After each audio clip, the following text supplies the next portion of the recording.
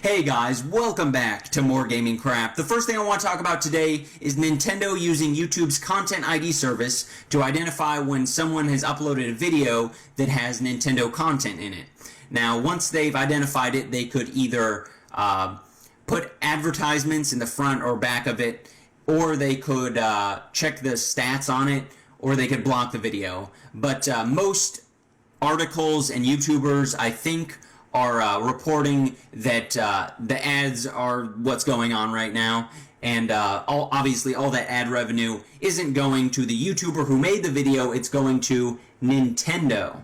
In a statement to Gamefront, Nintendo says, "We continually want our fans to enjoy sharing Nintendo content on YouTube, and that is why, unlike other entertainment companies, we have chosen not to block people using our intellectual property."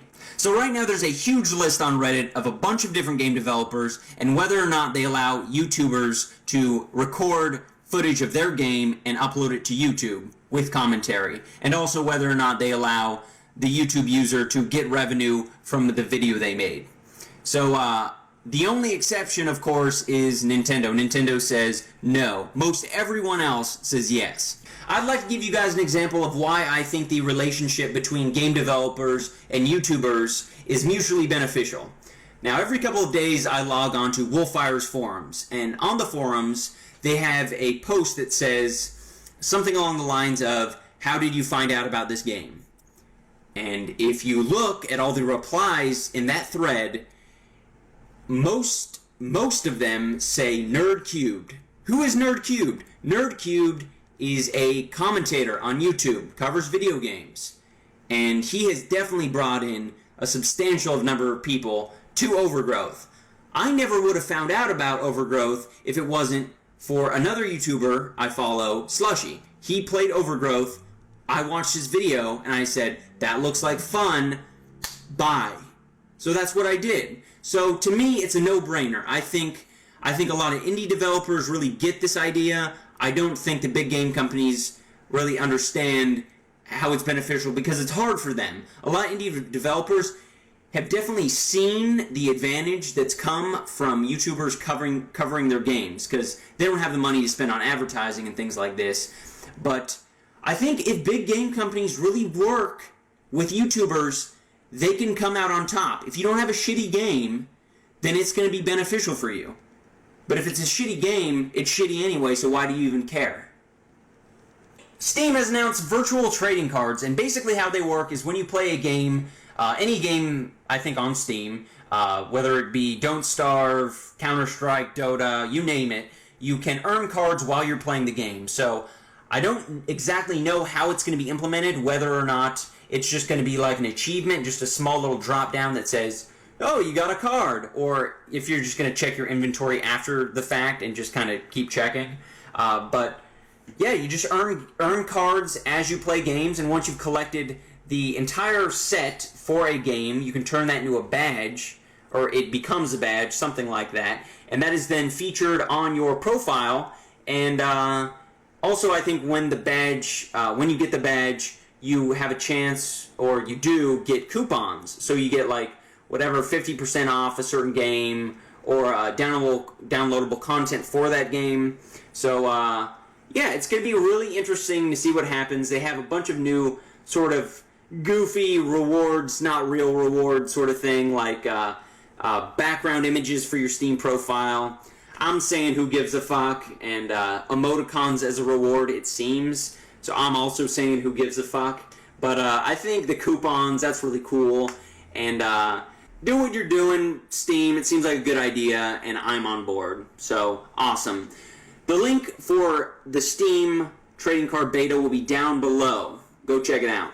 The Dota 2 International Championships are starting, and the prize pool has already reached $2 million. So this is pretty crazy to me. I've never, in my wildest dreams, would have guessed that esports would generate this kind of money, but it's crazy. And someone's going to win a lot of money, and mainly how it's gotten this big is that people can purchase what's known as the compendium, and the compendium is, they've described it as the passport to the Dota 2 championships. Basically, just kind of, it allows you, it's kind of a ticket in a way, but you have a lot more features than just a ticket to allow you to view the Dota 2 championships. So you get a courier, and I think you also get access so you can vote on certain things. You can vote, and you can't place bet. You might be able to place bets. Fuck if I know. But you can do all this stuff, and it's really awesome, and I think it's really cool.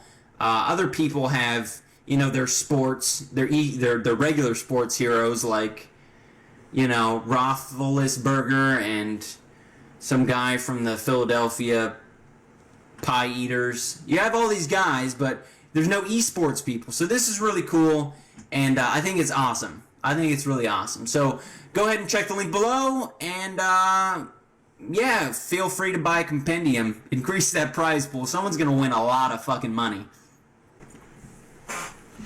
And now it's time for some Kickstarter crap. Today we're going to be looking at AC10, the FPS project. Let's go ahead and take a look at the video.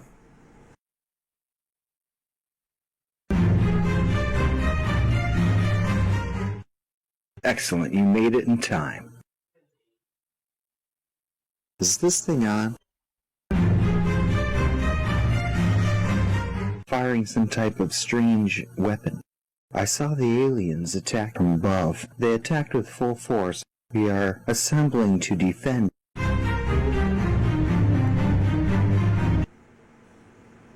It's going to be really hard for me to trust them to make a game if they can barely make a coherent video.